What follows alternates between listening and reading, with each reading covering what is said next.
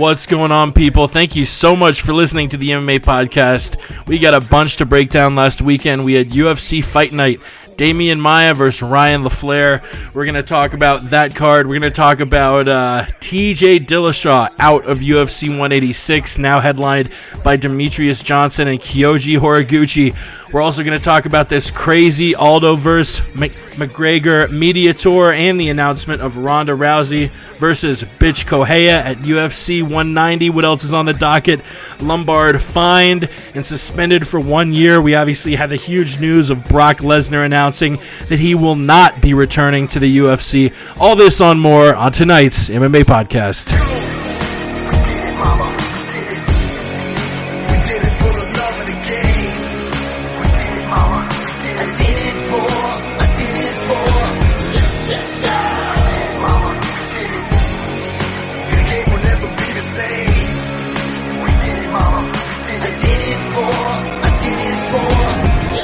You're listening to the MMA Podcast.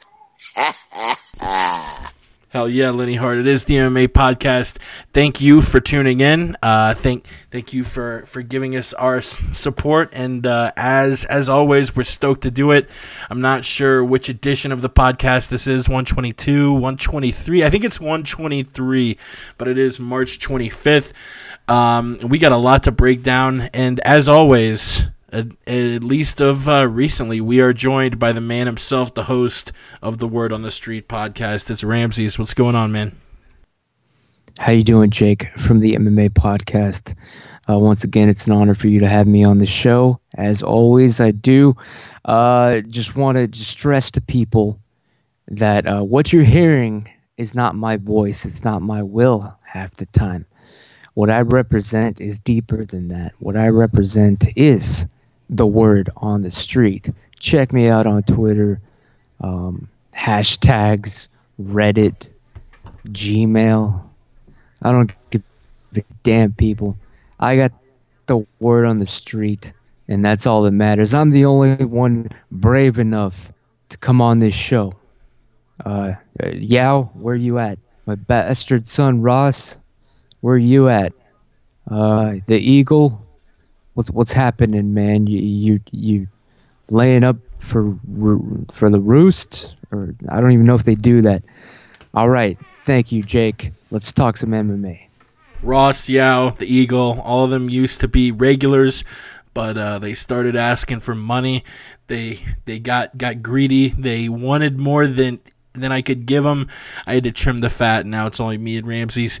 All jokes aside, shout out to all of you who are listening. If you've been on the show, our friend Davey Boy, of course, the original host, Chris Lowenstein at C. Lowenstein, the Jew, E before the L, Ross Finkelstein, Yeah, the Truth, Alan, Hero. You all know who you are, and you're all bad motherfuckers. If you are listening live on Ustream, and you want to call in, give us your 2 cents, you can tweet me at the MMA Podcast, tweet Ramses at the Aunt Jimmy Show, or just call in. The number is 213-457-3380, or you can Skype us at, you guessed it, the MMA Podcast. The MMApodcast.com is where you visit.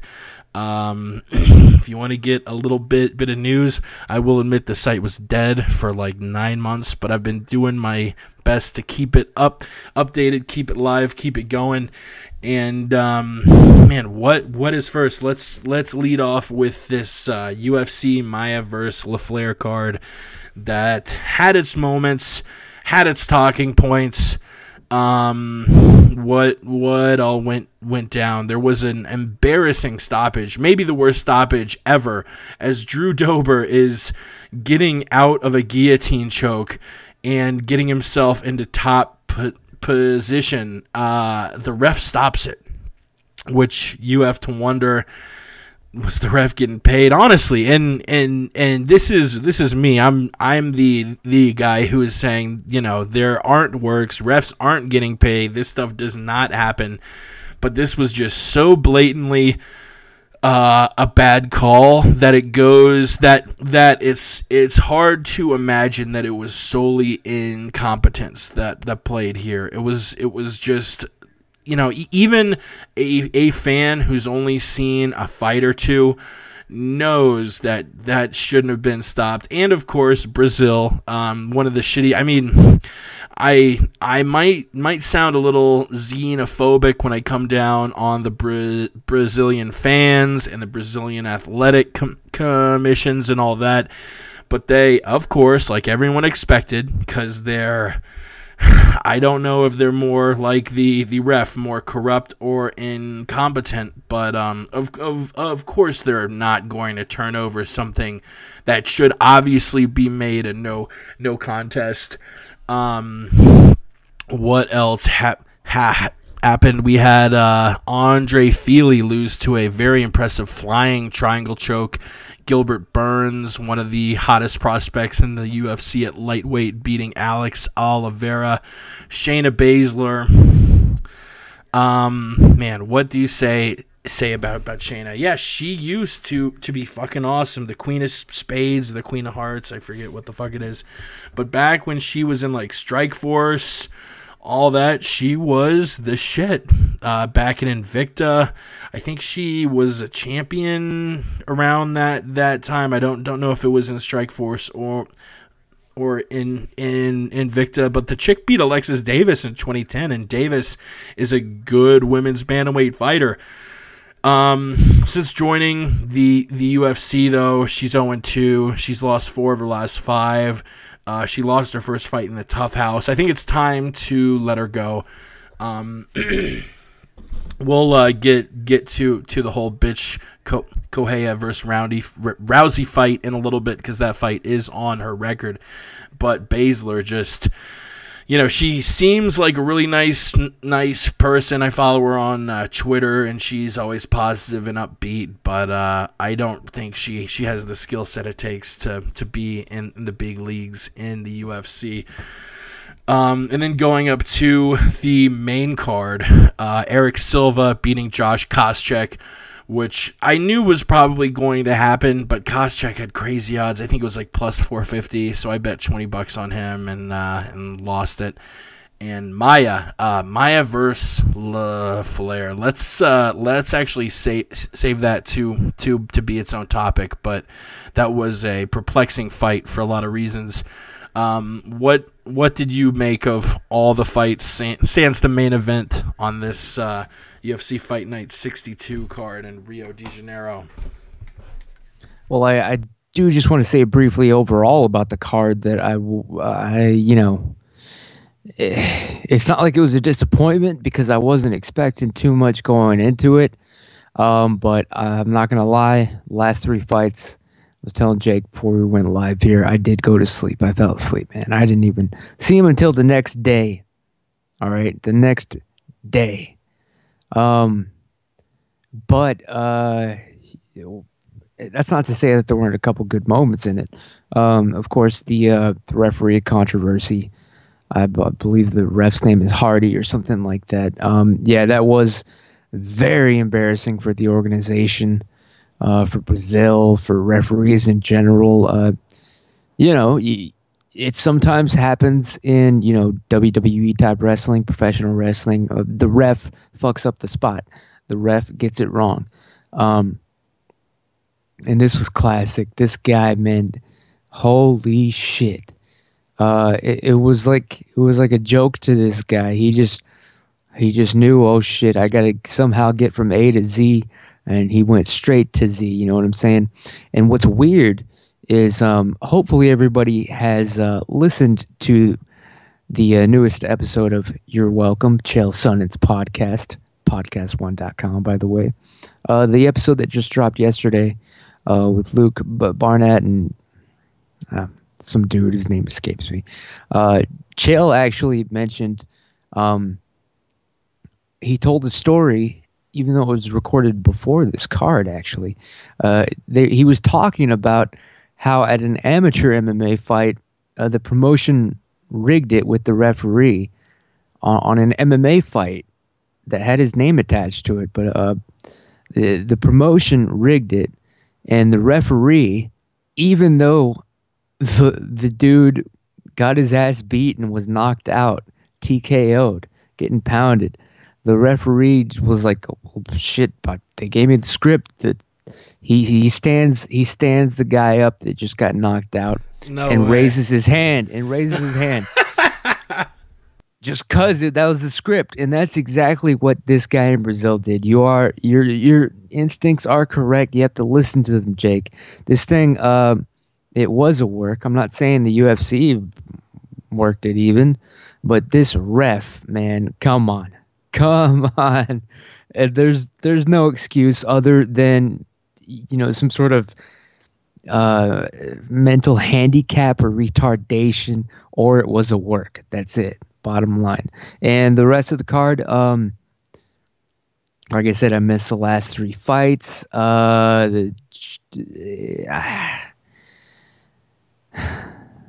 end it right there, man. I'm sorry. That's the word on the street. And we had Damian Maia and Ryan LaFleur as the main event. And honestly, you probably didn't miss much. Maia controlled the entire fight, won 4 rounds of 5. Just grapple fucked him for 25 minutes. It would have been 49-46, but the real one interesting note came with about 5 seconds left in the fight, when Big John penalized Maia 1 point for, I guess the term you would use was timidity. He knew he had the fight won, and there's 5 seconds left, and Big John stands him up, and Maia literally basically runs away from him and sits on his butt, and butt scoots backwards. And John did what he should have done and penalized him a point for refusing to fight.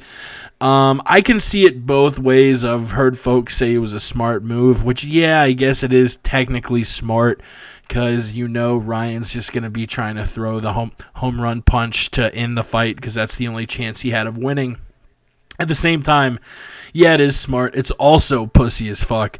Man, you've won. You've dominated this dude the first 24 minutes and 55 seconds, and you're afraid to stand with him for 5 seconds. Like, I know there was that fight with you and Nate Marquardt, where Nate Marquardt punched you in the head so hard you rotated 180 degrees in midair and landed on your face. And that's probably a rough memory to have. But that was just stupid. Did you see that last bit or any of the fight, in which was I think the only decision on the main card? Big snoozer. Yeah, I saw the last 3 fights the next day.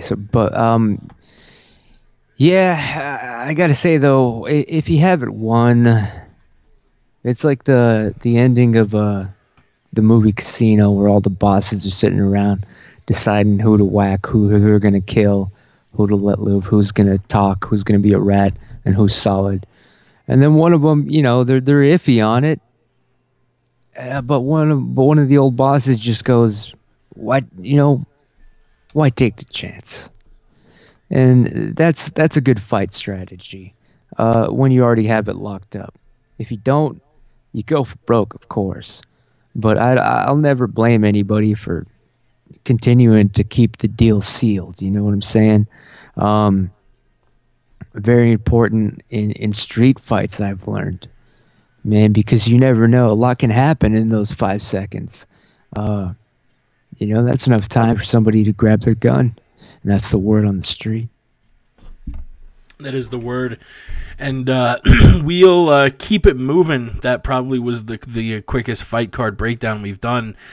For 2 reasons. The card was shallow as fuck, and the fights that really meant something, which really only was the main and co-main event, really not much to talk about. Koss, I don't know if that'll be his last fight. He seemed in interviews before the fight to kind of have that whatever attitude, which really didn't shock me, because it seems like he's been like that his entire career. But I don't know if Koss is going to hang him up. The fight against Allenberger like a month ago, everyone seems to be misremembering that fight, because they all were saying, "Oh, you got to stop now. So did everyone forget Koscheck won the first round? It's embarrassing to foam at the mouth when you get choked out, but everyone gets caught. and not everyone foams at the mouth when they get caught, but still, that's I don't know. I like to reserve my calls for fighters needing to retire until I feel like it's absolutely needed, and I don't think it's that absolutely needed for Cost yet. And as far as the main event, it's the first loss for Ryan LaFleur. After seeing what Maya did to him, I think if he would have had that fight against Gunnar Nelson last year, Nelson probably would have done the same thing to him. But Ryan's young, and he's for sure got a high ceiling on his potential.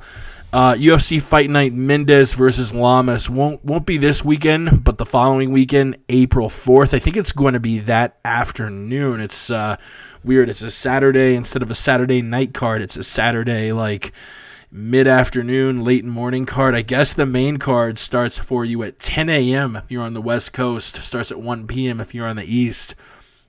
I'm actually going to be on a plane during the fights, so I hope I'll be able to watch it in some form or fashion.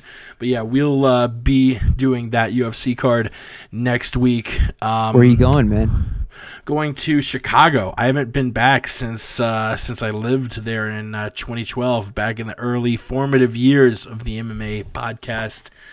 Yeah, I'm going to literally. There's no reason I'm going. I'm not going for any one event.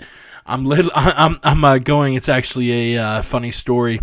Myself, the Eagle, the Jew, Ross Finkelstein, Yao the Truth, we all were supposed to go to Vegas last May. We ended up going in July, but May we were going to go, and things kind of broke down. I think Ross pulled out because Weidman got injured and he didn't want to go anymore, and then I think Allen pulled out for some reason, and then I was like, well, I'm not going then. So I had all this Spirit mileage to use, but I only had until 3 months after I canceled it to use it. And the 3 months was about to expire, and I hadn't used it yet. And I was like, well, shit, what should I make? I'll make a trip to Chicago in 9 or 10 months. Fuck it. So I planned it out very strategically for early April, when the hockey and basketball seasons would be ending and baseball season would be beginning. So I'm going to be able to catch a Blackhawks and a Cubs game over in Chicago. And half of the folks that listen to this podcast and don't care about any other sports are rolling their eyes and begging us to move the fuck on. So I will do just that. I'm spending four nights. It should be pretty fun.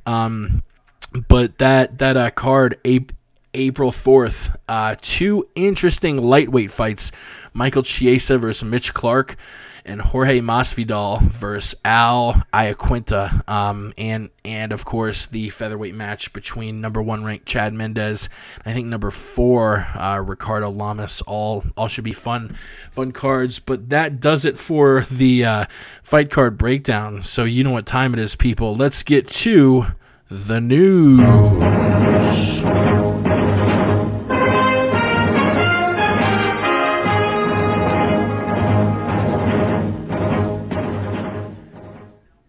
Pretty difficult to say that the biggest news of the last week wasn't the Brock Lesnar news. We've been talking about it for weeks now.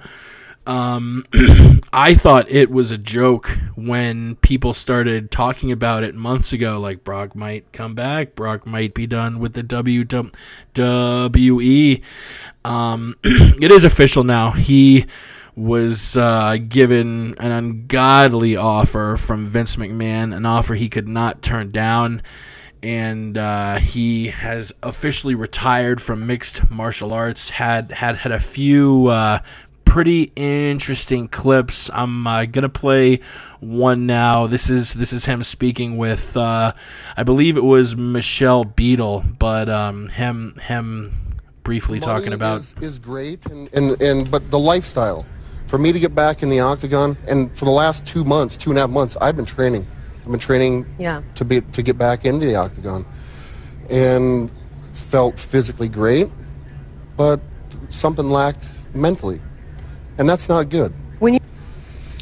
Which leads me to think, Ramses, do you think the UFC was ever really on the table for Brock, or did he use this whole mixed martial arts thing basically as a bargaining chip to get a shitload of money out of Vince McMahon?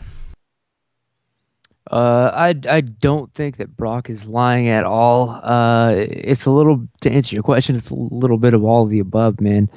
Brock, he had position and he used it, man. He was doing like contract jiu-jitsu, so to speak. He had the control. You know what I mean? And, the UFC, they got money to play around with. There ain't no Anderson no more. There ain't no GSP. They don't have to pay Punk for like at least another 6 more months. They offered him everything, man. But of course, Brock, he just doesn't. He was absolutely destroyed. His ability to make war was taken away by the Overeem. His manhood itself in realistic competition was decimated. He was exposed. If I beefed up and started lifting weights, I think I could whoop Brock Lesnar's ass. And so it's no surprise that he decided to go with faking like he's getting his ass whooped for more money. I mean, wouldn't you? That's what I do. Wouldn't you do it too? I don't blame him. God bless him. Yeah, he used the UFC, but guess what? They used them too. That's how it works. That's what a deal is. You use each other for mutual benefit, and that's the word on the street. That is the word on the street. Man, Brock, I think he was a little bit serious. I think if Dana would have offered him huge dollars, he would have been a little bit more serious about it. Brock probably thinks he has what it takes to challenge for the belt again. I don't. I think you put him 5 rounds against a Stipe, against a junior, Brock gets mauled again. He is for sure the biggest draw the UFC has ever seen, the biggest draw MMA has ever seen. There is no fighter who has ever drawn buys like Brock. Fuck John Jones, fuck Ronda, fuck Anderson, fuck GSP, fuck Hoyce. Even though Hoyce, I guess you can't really even argue because the sport was tiny back then. But still, Brock, the UFC lost out on millions of buys, but at the same time, they probably just couldn't offer Brock what Vince gave him for two reasons. He's going to get a lot of buys, but at what point are you paying him so much that you're still losing money? And B, which I think is the more important one, rumors are he's making 8 figures and a sizable amount more than 10 mil over a few years with the WWE. He's making a ton of money. He's making money with the WWE that is nowhere close to what the top fighters in the UFC are making. Mighty Mouse Johnson said he wanted $2 million for a super fight. $2 million is chump change if you look at the WWE Brock Lesnar contract. Dana White is probably very aware that if he starts to pay Brock astronomical fees, he's got to start paying similar dollar bills to John Jones, to Ronda Rousey, to Demetrius Johnson. And I hate to rag on Zuffa and Dana and the Fertitas, but they're cheap when it comes to paying fighters. They're super cheap. They're still paying fighters 8 and 8. If you have not heard the Word on the Street episode with Cody McKenzie yet, go and listen. Cody makes a lot of good points. The guy might be a fucking lunatic, but he makes a lot of salient points, including how ridiculous it is that Dana White will tip a waitress like $50K and then go watch a fight where guys on the early prelims are making $8,000 a show and $8,000 to win. It's insane. I guess we'll move on. Actually, before we do, we really don't talk any pro wrestling, but the biggest show of the year, WrestleMania 31, is this Sunday. Any thoughts about any of the fights? I'm probably not really gonna watch it because it seems like from everyone I talk to, it's going to be horrible. But any thoughts about that big card? I think it's going down in San Francisco or something. I have no damn idea, man. If you do want to hear, sorry. Yeah, I'm just gonna I will watch it, but I have no idea what's been going on, man. I'm not gonna lie. I ain't got time to. I'm just obsessed with this computer game. It's real pathetic, people. That's my life now. If you do want to hear a breakdown of WrestleMania 31, go and check out the most recent FRB show number 16, where he and Tom Lawler break down the card. Visit frbshow.com to subscribe on iTunes, SoundCloud, YouTube, and the two men you're listening to now are actually the producers of it. So we've thrown a little bit of love of our own in there. Let's move on. TJ Dillashaw injured out of the fight against Renan Barão. I don't know, man. I'm just so sick and tired of seeing title fights get canceled because of injuries. He broke his rib. I don't know if it's just a freak thing or a thing of overtraining. Do you think now that they're slotting in Mighty Mouse versus Horiguchi, I know it's a title shot, but is it worth being a main event of a giant card? I mean, I love the flyweights, and I'm not taking away because they're flyweights, but I mean, Kyoji Horiguchi, in my eyes, I know our friend Alan won't agree with us, but I don't think he has much of a chance at all. Man, here's the problem with the flyweights, dude. Like, I one time, it was at UFC 166 in Houston, actually. I won't name him, but there was a flyweight fighter that I ran into at the event. And honestly, I thought he was a little kid. It was like almost like shocking, like how small of a, I guess if you want to call him a man, how small of a man he was. The place where I live here in Austin, Texas, the best city in the South by far. I got these neighbor kids, man. I honestly don't know how old they are. They're either 13 or they're 6 years old. I honestly can't tell. But like whenever these kids are out and about, I always think back about that flyweight I met, and I'm like, man, this little kid could whoop that dude, could throw that dude around like he was Ross Finkelstein. And hot take. Yeah, so I can't take a flyweight fight seriously is what I'm getting at. And I know that's controversial, man. But that's the truth. Horiyami, if the Eagle says that's gonna work and that's gonna happen, then I guess I'll go with it. I mean, usually we see these Japanese fighters just basically take a dive like it was a goddamn kamikaze mission, but we'll give him a chance this time. Word on the street. Yeah, I don't think he has a chance at all. Johnson is just a pound for pound monster.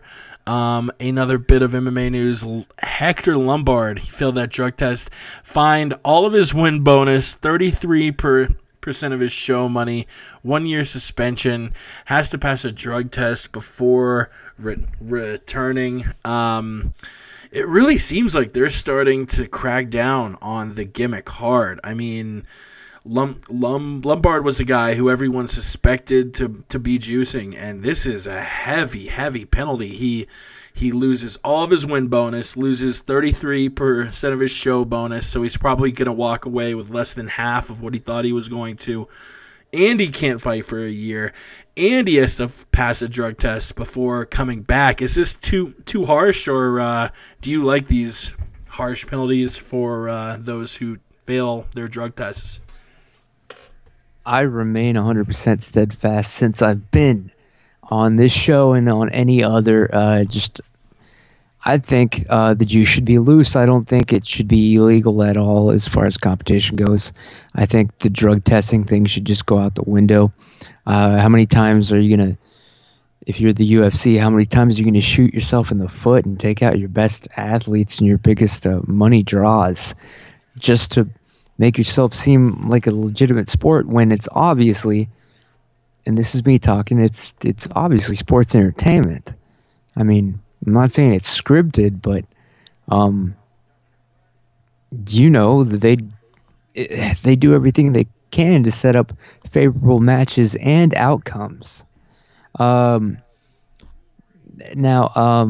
yeah, Lombard, man, he's the latest victim of this bullshit, this witch hunting, just so some stupid blogs and news sites can just have another headline to get clicks.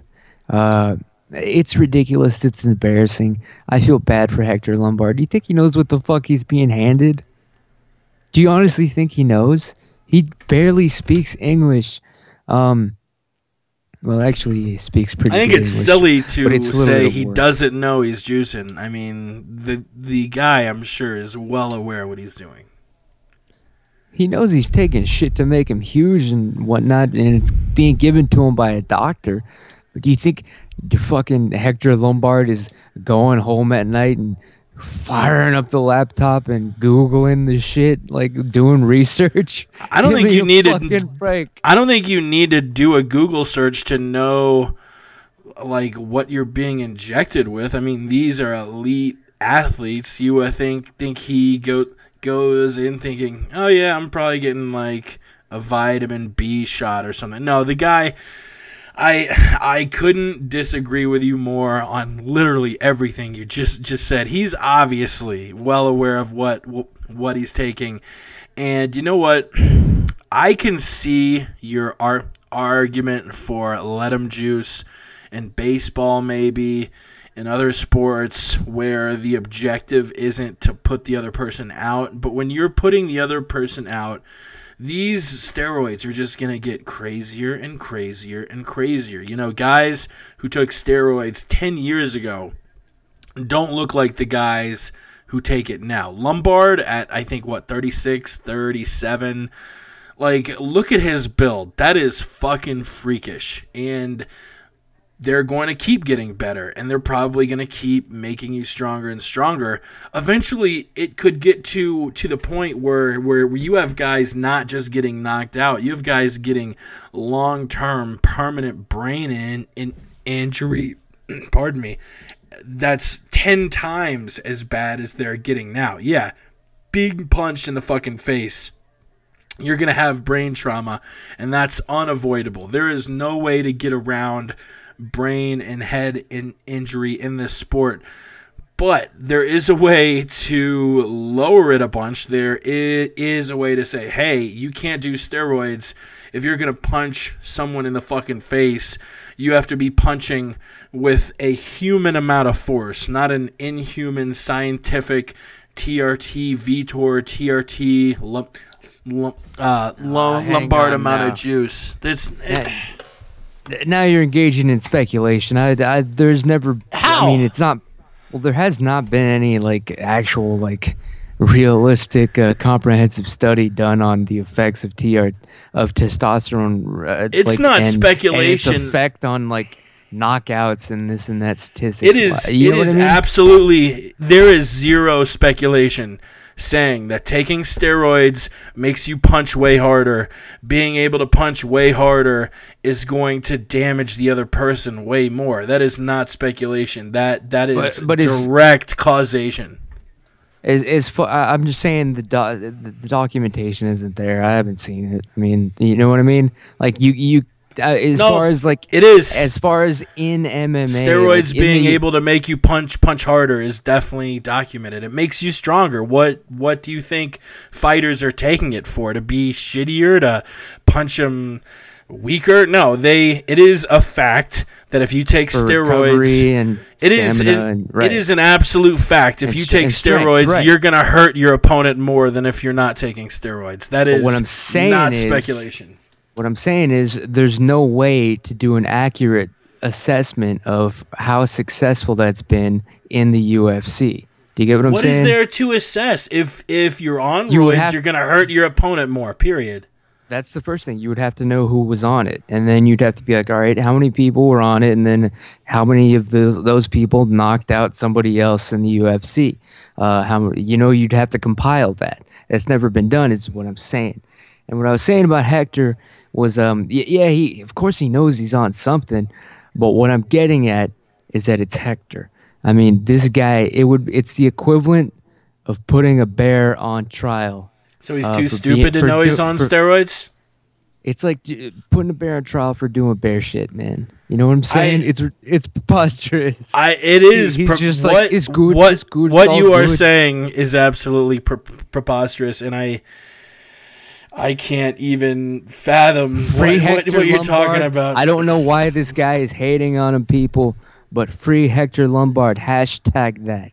His career is over. When he comes back, he's going to be a 38-year-old shell of himself. Per Heidi Fang, I guess he was crying. Quote, she was at the hearing 2 days ago. Said, quote, I think I hear Lombard crying. Yep, I'm pretty sure he's crying. And I believe he lost $70,000 of his total $106,000 purse. So he didn't. Too, yeah, he loses a giant amount of money. He loses a year of fighting. When he comes back, he's going to be 38 and not allowed to be on the sauce. The guy's done, which is a little sad. You know, I wanted to see him get closer to a title shot. I was rooting for him, but you fail a drug test. I'm supposed to feel sorry. I'm supposed to, I'm crying because I broke the rules and got punished for it. Yeah, I understand the motive. I know why you're doing steroids. I know you're looking for that advantage. But you cheat, you get caught, you get punished. I have absolutely zero remorse for Lombard. And I can say pretty confidently that his career is over. You've never cheated in life, Jake. Oh, I've cheated plenty, and a lot of times when I've cheated in life, I've gotten caught, I've gotten punished, and I've taken my fucking lumps. I don't sit and cry and say, "Oh, I cheated," and feel bad for me because now I'm going to get punished. Look, you cheat and you get away with it. Awesome, good for fucking you. But if you cheat and you get caught, don't try and make me feel sorry for you because when it comes down to it, you're a fucking cheater. Yeah, but what if you're a bear and like you don't know nothing about nothing? You're just eating berries and all of a sudden you get tasered and your car explodes. Then you need to go the fuck back in the woods and be a bear. I don't know. And they steal your weed. They steal your weed. Let's move on. This presser tour, I've never seen anything like it, really. UFC 189, Dana White saying they're putting more money into promoting this fight than any fight ever. It's Jose Aldo, Conor McGregor.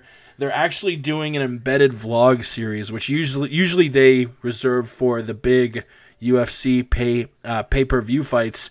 They're doing a blog series for a series of press conferences. I don't know. It's just been a bunch of videos basically of Aldo and Conor picking out suits and like eating eggs and playing ping pong. It's been a little boring. The only full presser the UFC has put out is the one in Rio, which Jesus Christ, what a clusterfuck that was. Going from Conor taunting the fans, Jose taunting Conor taunting Jose. They for some reason went to go to fan questions. I don't know what they expected. They passed the mic over to some of the Rio fans, and literally every single one of them, their question was something along the lines of, "Fuck you, Conor. Aldo is God. You're gonna get fucked in the ass. Yeah!" Like, these fans were fucking savages, which, I don't know. Part of me loved it. Part of me thinks, man, if this was in America and you had American fans telling the foreigner how he's gonna get fucked in the ass and how he sucks, people would be all over. Oh, look at these. I mean, they fucking bitch at American fans when they just chant USA. Like, we can't even chant USA, but the Brazilians have a free pass to chant "You're gonna die, you're gonna die." I think I heard a "fagano" chant, which means faggot in Portuguese. I guess if you're Brazilian, you get a hall pass for being disrespectful and loud and raucous and annoying. But hey, it was an entertaining as fuck presser. And apparently the word is, according to Dana White, that Jose Aldo is just waiting for Conor to touch him. That's all. Whether he puts his hands on him, whether he puts his face on him when they go face to face during a stare down. Apparently, Aldo just wants Conor to touch him, and he's going to swing at him. And this is what Andre Pederneiras, Aldo's trainer, said to Dana. So Dana said it's been a very tense week making sure that Conor does not touch Aldo. I've enjoyed it. I think it's smart. As a hardcore fan, I like seeing all of the back and forth. For the mainstream fans who aren't, as into the sport as we are, yeah, this is giving it a ton of looks, a ton of eyes. They're doing pressers in Rio and Vegas and LA and Boston and New York. I think they're gonna go to Europe and do one in London, one in Dublin. This is going to be a absolutely huge fight. I'm looking forward to it. I've seen a few fans on the other side of the fence saying, why can't the UFC be about fighting? It's always about media. It's always about ratings. It's always about buy rates. And this you can sort of lump into the whole category of the UFC kind of trying to pimp out fighters and make it more of a media circus than it is about fighting. But I've absolutely loved this. I watched the UFC tonight, and they were going back and forth. Conor saying he is the true champion. This has been really fun. Conor has sort of filled that void that Chael left, which I'm sure a lot of Chael fans are going to hate hearing this, but Chael's done. Chael is not going to fight in the UFC again. His 2-year suspension effectively ended his awesome career. He might be back with Fox in the future doing on air stuff, because he is really great on the mic. But as far as a fighter who's just talking, Muhammad Ali amounts of trash. When Chael left, we didn't really have that. We had a few guys, a few jokers who weren't really championship caliber. Conor is for sure championship caliber, and all the talking he's done has just been so fucking fun, man. I love this guy. Yeah, I do. Man, I want to hate Conor McGregor so much just because to me, he is the poor man's Chael Sonnen. He's like some leprechaun twisted version of the Sonnen. I wanted to hate him, but I mean, I can't do it, man. I'm getting behind some of this hype here. This world tour, it's very impressive that they're actually doing this, going this far trying something new, pumping in a lot of money into this scene with what's going to happen.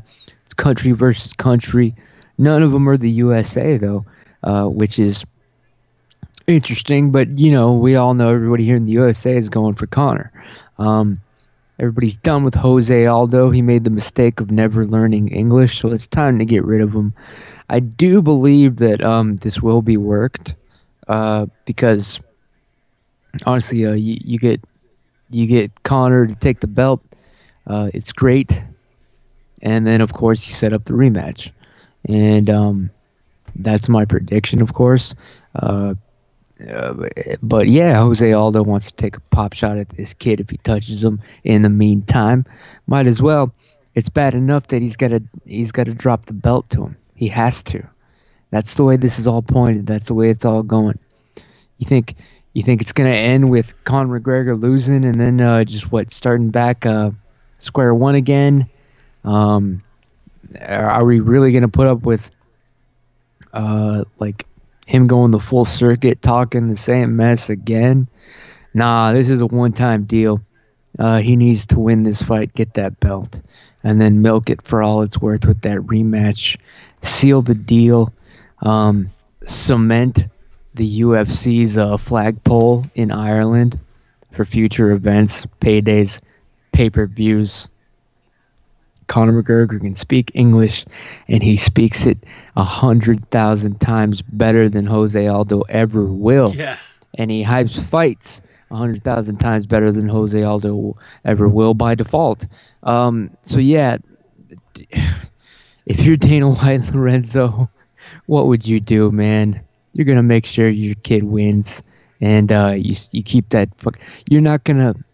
They got a machine that prints money. Really, you think they're gonna smash it for Jose Aldo? They don't even care about him, man. He's doing his dishes and washing his t-shirts in the same sink at the same time. That's the word in the favela. And let's hear a quick clip of Conor. I believe this is in LA. They're taping a promo, and this is Conor taunting Aldo holding the UFC championship belt. You like it? It looks good, right? Say goodbye. Come get it. Come get it. Come get it. You little old fuck. Come get it. You little old fook. Like it? Conor Good, right? giving him a ton of shit. The first presser in Rio, I want to go back to that really quick because we got the first stare down, and I believe the first public appearance with Ronda Rousey and bitch Correia. They will be fighting one another at UFC 190 in August in Rio de Janeiro. I think this fight is a joke. I think bitch Correia is the worst fighter that Rousey's been given in the UFC. I think it's one of the most undeserved title shots, which we've gotten, unfortunately, the last few years. We've gotten a lot of undeserved title shots, and you can lump this straight in. I think a lot more fighters make sense. Jessica I makes more sense. Like, who has bitch Correia beat? She beat a bunch of random Brazilian chicks and then got brought into the UFC. She beat Julie Kedzie, who's since retired, via split decision. Barely beat Kedzie. Beat Jessamine Duke via unanimous decision, which Duke seems like a nice person, but she's definitely a lower tier women's bantamweight fighter. And I said enough about Baszler when we broke down the Maia versus LaFleur card. I don't think she's even UFC caliber.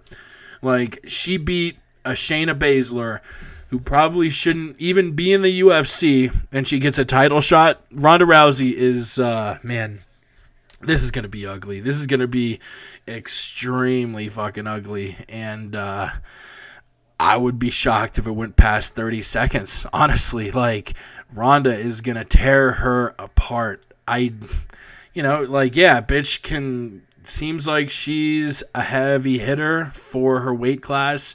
She doesn't really have any accurate striking. She just throws these looping wild punches, kind of like Leonard Garcia.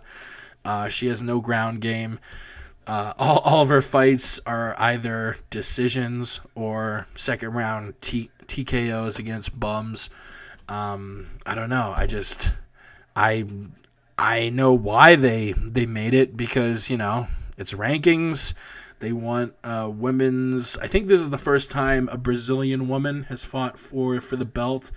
You have the strawweight belt, which only 3 women have fought over, two Americans and 1 Pole, and Rousey has been the only champion at 135, and I believe everyone she's fought has been American, with the exception of the Canadian Alexis Davis. So yeah, this is the first time that a Brazilian woman will fight for the belt, and I don't think it's going to end pretty at all. This is just so one-sided. If you're listening to this podcast and you bet any money on bitch Correia, you heard it here first, man. You are going to lose whatever you bet on her. It's I mean, I just can't go far enough. This is such a stupid fight. It's not even going to be a fight. I don't know what the UFC is thinking. This fight will be competitive, in my opinion. I wouldn't be shocked if Betch Correia walks away with the W and the belt God. after this. Of course, it ain't gonna happen, people. There's only, with Ronda, it's only like some woman's like lucky puncher's chance. And how many times have you seen that in women's MMA? It doesn't really happen. But still, I don't think we've ever seen Ronda actually take a legit punch in rock and rocker. So always curious about what that's going to look like when it eventually happens. I mean, someone's going to land something powerful someday, right? I don't know. Someday.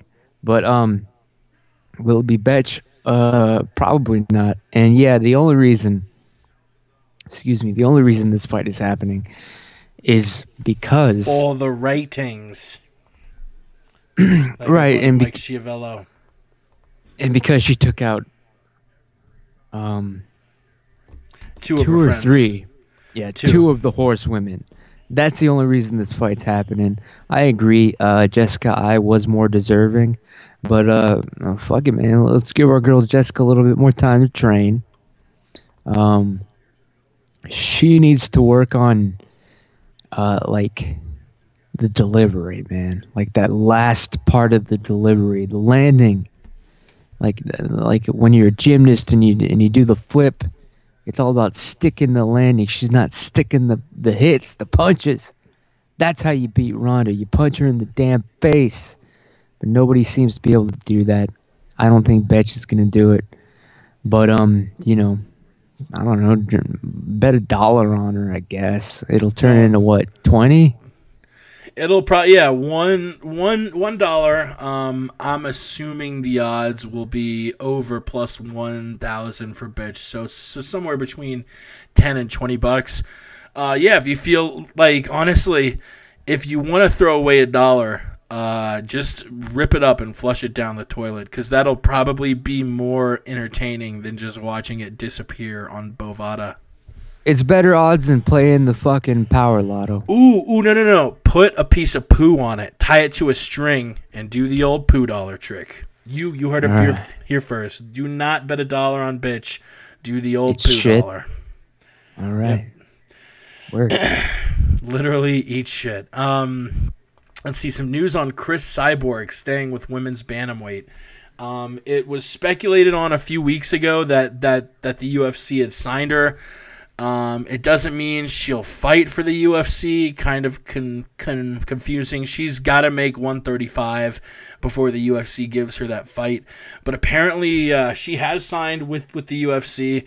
I've got a statement from her that's been translated from Portuguese to English, so it is a little rough at points. But you can pretty much get the gist. Here we go. Her excuses for not facing me are falling almost as fast as you when I catch you in the octagon. Stop accusing me of irresponsibility of being on anabolic steroids. I'm clean, which I gotta stop right fucking there. Like, no, you're not. You failed a drug test, like, recently. Why can't we criticize you for cheating? The fuck? Going forward, though, let's do Olympic trials like Pacquiao and Mayweather, and you won't have an excuse to hide behind. Lorenzo hired me. I'm back, and I'm coming after you. After the fight, you will retire and go make movies, or will run away to the flyweight as I ran away from me and Feathers. I don't know if that's like a Portuguese like phrase that just does not translate. You'll never be the best to face the best. Come, because it takes two to fight. Do not be afraid. Fans see me here and you're just talking. Have respect for them. It's shame you'll say you'll face Gina Carano at 145 and not me. Anyway, I'm behind you. Strive instead of making excuses. You can have 99 excuses not to face me, but me not being in the UFC isn't one of them. This is a lot of shit talking for a chick who failed a drug test and beat up a bunch of cans and really hasn't done shit since Ronda Rousey became the UFC champion. Like, yeah, she was for sure the big name in women's MMA, but then she failed a test and she decided that she would rather crush a bunch of cans instead of fighting top names. And it does suck for her because most really good women's featherweights decided to drop themselves down to 135 so they would be eligible to fight in the UFC. That being said, Cyborg, you're not the champ. Rousey is the champ. Rousey is the one with the belt. Rousey is the one with all the media looking at her, doing all this shit talking. It's, I don't know. It seems really cocky. I don't know if it's a chick thing or what. But how about you worry about making 135 and, I don't know, beating a legitimate opponent before you start going after the best female fighter in the world? Come on, son. Yeah, Tito Ortiz actually spilt the news on the damn Brendan Schaub podcast, Fighter and the Kid. I will plug them. I'm not, shit, man. I'm not that low. I'll plug the dudes. But yeah, they had Tito Ortiz on. He kind of just let the word right out. He blurted out that Zuffa had signed Cyborg already weeks ago, and it was pretty much like just everybody in the industry for damn sure already knew about it. But of course, after Tito said it, next day, guess what? Press release comes out and they announce it. It's official. Cyborg is signed to Zuffa. I mean, she's on the fucking contract. She's on the payroll. But yeah, as far as this fight goes between her and Rousey, it's just the problem is, of course, Cyborg. She's not ready. That's the problem. She's not ready for that goddamn, I call it the reckoning. All right? It's like in the old Wild West where you'd have this goddamn, you'd have either the sheriff or, of course, the guy that was secretly running the whole fucking town, the best shooter in the damn town, hands down. Like he's the shit. But always, there's going to be some new guy rolling into town that's quicker than you, faster than you, smarter than you, whatever. And that's exactly what's happening here. And you got two choices. You either have that reckoning, that moment of reckoning, the reckoning, and you duel that son of a bitch, or you pack up and move to a different town. We've seen what Cyborg's been doing. She's not ready for this fight yet. She's not ready for the kid. You know what I'm saying? She ain't ready for that shit yet. And I feel bad for her because she's only getting older. Ronda's only getting better. She should have taken this fight a year or two ago when she still stood a fucking chance. I think that Ronda's going to destroy her. I mean, how hard is it going to be to take down this big bitch? You know what I'm saying? And I'm sorry, Cyborg, for calling you that just now. And I hope that came through, like, sincerely, because I honestly have no feelings. I'm a sociopath. Word on the street. You're muted or dead, Jake? Luckily, I was muted. I've not passed away. Looking at it, Cyborg's actually still relatively young. She's 29. Rousey being, I guess, 28. Yeah, I think this isn't going to be close. You know, we've seen a lot of really good strikers go up against Rousey, and what does Rousey do every time? Ties him up, throws him to the mat, snaps their arm off. This is a bit of news I wanted to throw your way, especially Ramsey, and see what you had to say. Kelvin Gastelum, he's going to debut at middleweight against Nate Marquardt at UFC 188 in Mexico City. What do you think about that? Yeah, of course, it's no secret that me and KG, man, we're buddies. He's a friend of mine.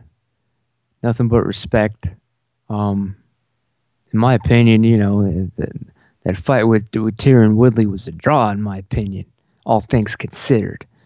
The man was never actually on, like I mentioned earlier, Chael Sonnen's new podcast, You're Welcome, the episode that aired yesterday on podcast1.com. Him and Luke actually talked about Kelvin for like 15, 20 minutes or some shit. And I pretty much agree, man. The kid is going to learn from this because he was not embarrassed or beaten. Like, they raised a good point. This was the fight with Tyron Woodley was Gastelum's like worst day. And he almost beat one of the top-ranked fighters in the division. There's something to be said about that. Kelvin was... Honestly, I didn't even want to... Don't even tell him I told you guys this, man. But he texted me. He was like, bro, man, the weight cut thing, and when I went to the hospital, I was pronounced dead for at least 23 minutes. All right? He was dead. And then he came back to life, just like Jesus Christ himself. And he fought Tyron Woodley to what was arguably a draw. And God bless Kelvin. He is going to absolutely finish the career, possibly the entire life and existence and legacy of Nate Marquardt in Mexico, in front of friends, family, Mexicans, and more Mexicans. And it's going to be beautiful. You know why?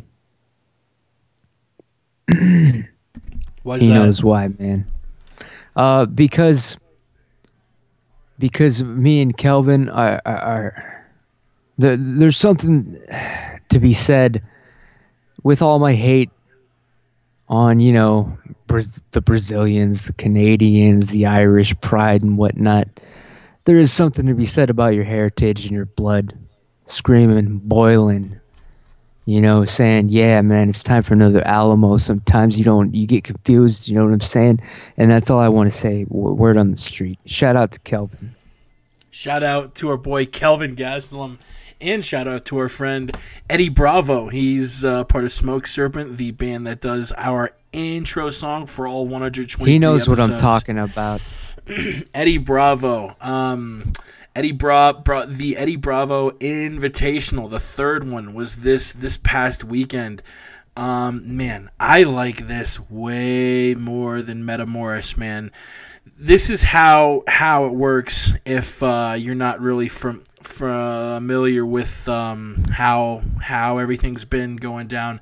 Metamoris has been an interesting experiment, but I think it's flawed in two, I guess now three ways. Just the ridiculous amounts of bias. You have the head of the organization, Metamoris. What's his name? Huron? No, not fucking Huron.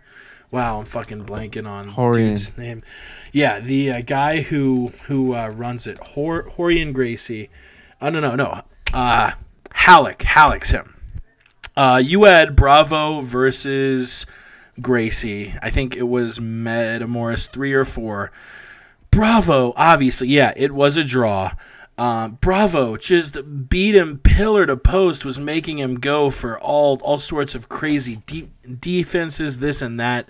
A, the bias is ridiculous. B, dude, you cannot put on an event and have every single match be a draw, and that's what's gone down more and more. You have these high-level guys, and they go at it for 20 minutes, and there's not a sub, and you just get draw after draw after draw after draw, and it's boring. And the third reason now, they're trying to sign fighters to exclusive contracts, which is really stupid. Rogan, I think, spoke about this on the UG, saying it's unfair to grapplers. Like, they don't do nearly enough events to warrant having exclusive contracts. There's no way these guys can stay sharp. The EBI, the Eddie Bravo Invitational, is it's not run by, I mean, the Gracies are an amazing family, but their one huge flaw is their bias in not being able to see past the Gracie name. And if a Gracie gets his ass whooped, they won't admit to it. It's stupid. A, you don't have the bias. B, the format is much better. This is how it works. If a competitor does not earn a submission in 10 minutes, then it's like a shootout where each grappler starts with either back control with hooks in or with an arm bar from which the opponent must escape.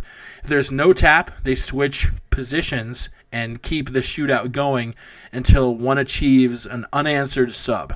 This eliminates judges, it eliminates scores, and it most importantly eliminates draws. You're going to have a winner for every match, and it's not going to be scored on points, scored on judges. It's going to be a sub.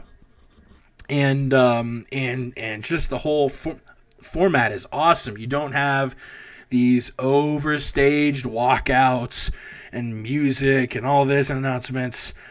You just have two guys waiting in the wings, and when the one match ends, the next one starts. It's action. It's full. It's a very good pace. And of course, the third point, they're not making guys sign up to exclusive contracts. The EBI is, as far as things are set up now, I don't see how Metamoris can keep up with them, because it seems like in almost every single facet, whether I was a competitor or a fan who just wanted to watch, I'd much rather be involved with the Eddie Bravo Invitational. I've only seen one fight from the EBI, from the Eddie Bravo Invitational. That was actually last night when my uncle Joey Diaz tweeted out. Eddie tweeted out that Joey Diaz had shed a tear watching a certain fight from the EBI, and then Eddie posted the video link to it, and it was like two little girls. Like, I think they were like 13, 14 maybe. Maybe one of them was 15, I don't know. It was a pretty damn good jiu-jitsu match. Ends in a goddamn, this little bitch chokes out the other little bitch. It was crazy. It was nuts, man. And then they showed respect for each other afterwards. And Eddie was the ref. It was all badass. But yeah, so I enjoyed that, but I have not seen any other match from the EBI. Metamoris, though, I don't know. I know they're doing some shady shit. I know that the Gracies were ridiculous after the Bravo versus Hoyler match. So ridiculous. But I've been enjoying what they're putting out so far. I paid for the pay-per-views and never regretted it. I mean, shit, they brought out Chael Sonnen. They're bringing him out again to fight Babalu. I'm going to watch that shit. I mean, they ain't going to try to scam Chael Sonnen into a fucking exclusive jiu-jitsu contract. Oh, shit. Yeah, so, I mean, I'm just watching as a fan to be entertained, and, I don't know nothing about no jiu-jitsu besides, the shit that I just make up on my own sometimes. when the situation calls for it. But yeah, I became a fan after the Metamours 3 match, Eddie Bravo versus Royler Gracie, which was actually, can you believe it? That was 1 year ago. Wow. On the 29th, it'll be 1 year. And it seems like it was just yesterday. If you check my Twitter timeline from March 29th of 2014, you'll see that I live tweeted the entire pay-per-view match between Bravo and Royler. And I actually won an underground award for it, people. By far, I had the best live tweet of that match. You check it out, people. Your life will be changed. Or as Hanato says, your life will be to be changed. And so I'm a fan of Metamours. I'm a fan of EBI. I just, I don't have any reason to hate on that shit. And yeah, I don't know what they're doing, trying to sign people to contracts and this and that. It sounds stupid to me, but I don't know. If these guys are trying to make some bucks, I can't blame them too much for that. They're trying shit, seeing what works, doing what they got to do to try to earn that scratch, try to get some new, try to get.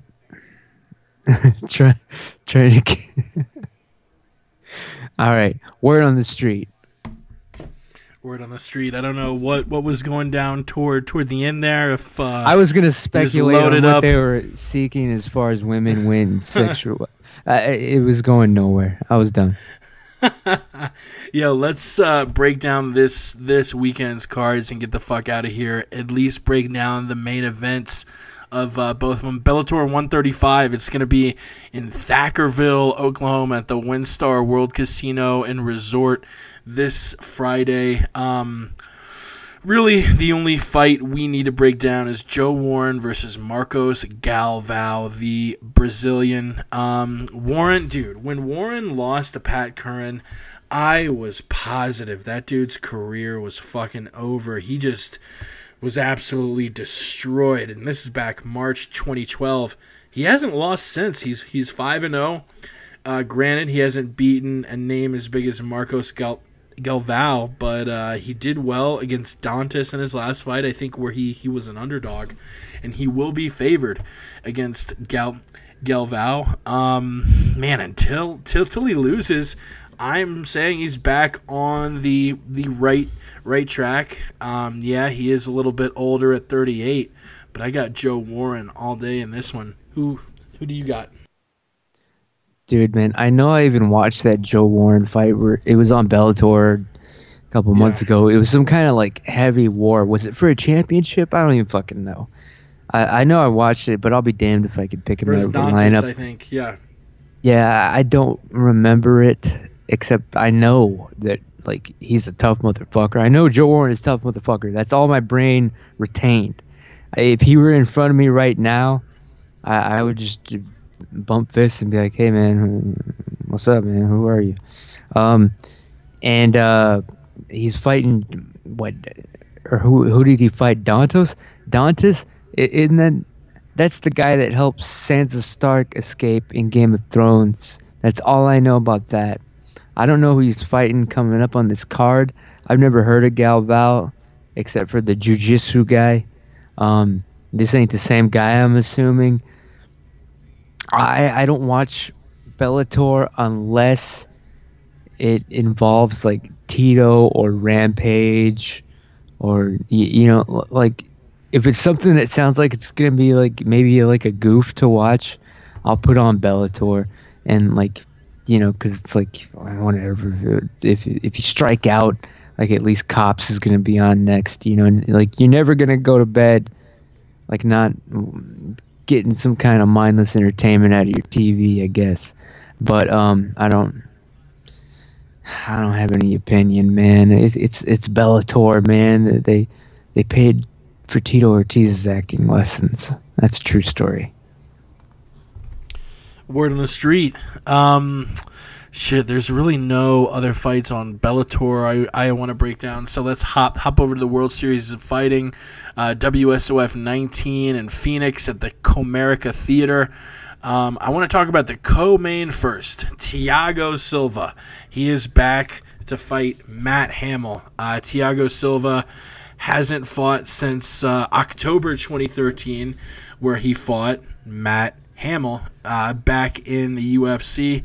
It's been almost two years since then. He had that giant, I don't know what you would call it, that giant blow up in South Florida where he apparently put a gun in his wife's mouth and threatened her, and he did a little bit of jail time. Allegedly, and the wife fled to Brazil, and no charges ended up getting dropped on him. So he is back. The UFC dropped him, but the World Series of Fighting signed him, and he is fighting the man he fought in his last MMA fight, Matt Hamill. I don't really understand the matchmaking because the last fight wasn't really that close. Thiago kind of beat him the fuck up. So if I had to guess, Thiago's just going to be angrier now after all this police stuff. Hamill, I can joke and say he's the only guy with a win against John Jones, but if I'm being serious, the guy at this stage in his career isn't offering much up, so I think Thiago runs through him. I don't think this is even a close fight. You're damn right, man. This is going to be a slaughter.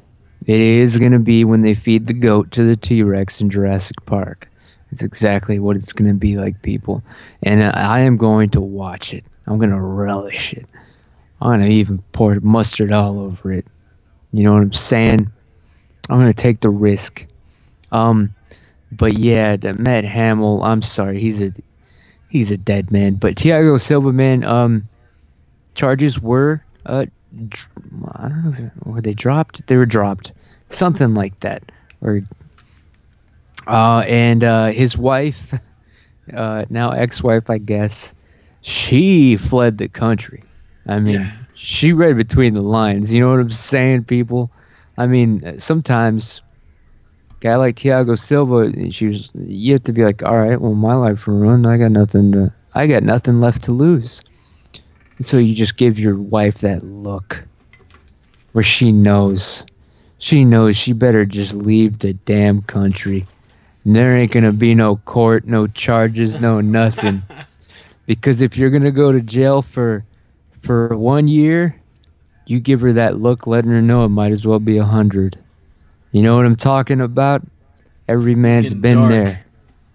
But no, I'll end on a light note.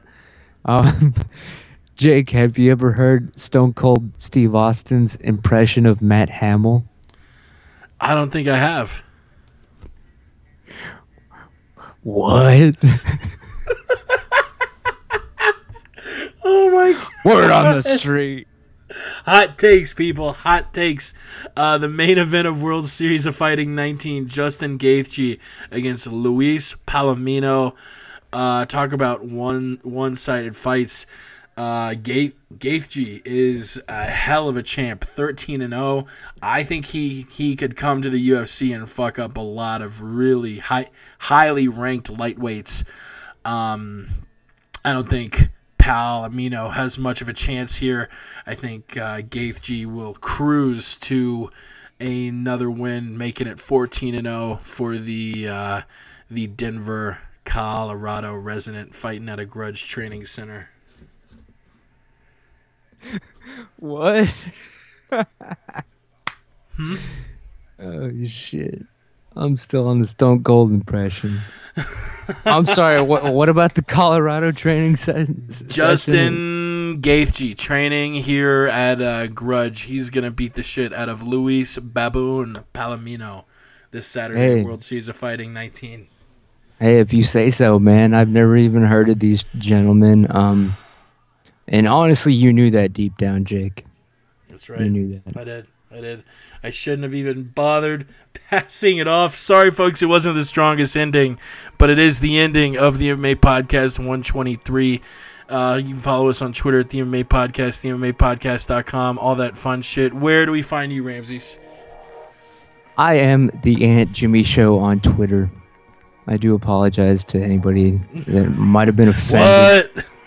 Again, Jake just feels sorry for me because, like, he knows, like, my backstory and whatnot. Like, he feels bad for me, so he lets me on his podcast.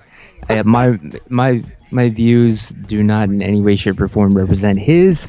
So yeah, I apologize to anybody that was offended. But shout out to my friends, Mr. Chael Sonnen, Kelvin Gastelum, Uriah Hall, Coach Jamie, the living legend, Huey, Front Row Brian, Jake from the MMA Podcast, my son Ross, Yao, the Eagle, and Hero. Davey man, I'm coming for you, man. If you even think about kissing my woman ever again, there's gonna be the reckoning, and that is the word on the street.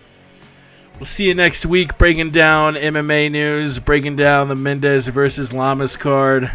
We had 2 slow weeks, but luckily we had a pretty busy week of MMA news to talk about this week. Let's keep our fingers crossed for another busy week. And until we see you next week for the MMA Podcast 124, I'll leave it with our boy Mystery. We're out of here. Jake, tune into the MMA Podcast every Tuesday night. The wild style, always been a foul child. Realize, sucker, I be the coming like Noah. The MMA Podcast, Jake is the host. And since Ramsey's been in the wheelchair, the Aunt Jimmy Show has been on the road. I wanna say John Jones is a host, so I think that I'll pick up the phone and dial 213-457-3380. We got hot takes on the stove.